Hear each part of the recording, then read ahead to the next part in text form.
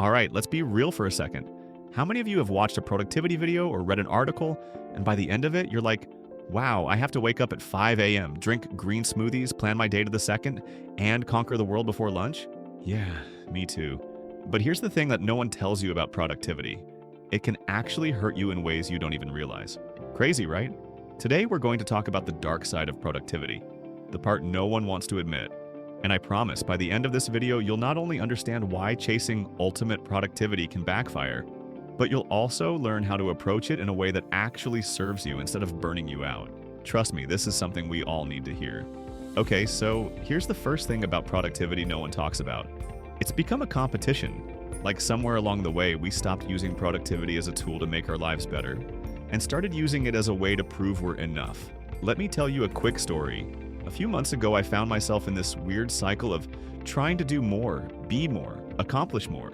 My to-do list just kept growing.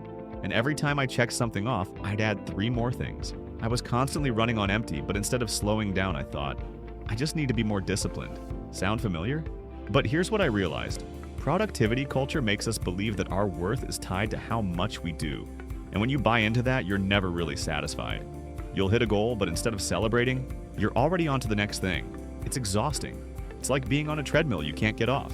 And the worst part? It can mess with your mental health.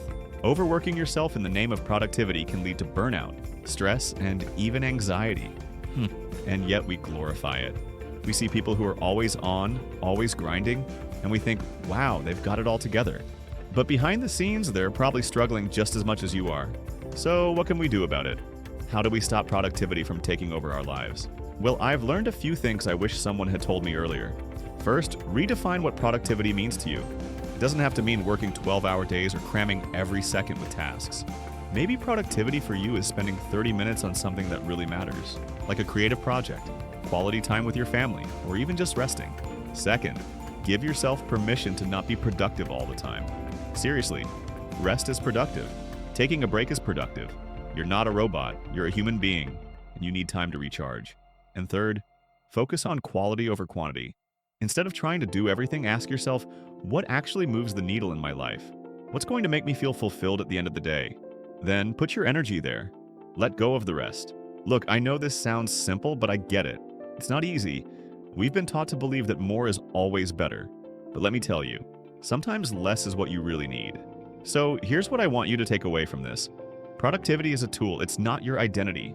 It's not a measure of your worth.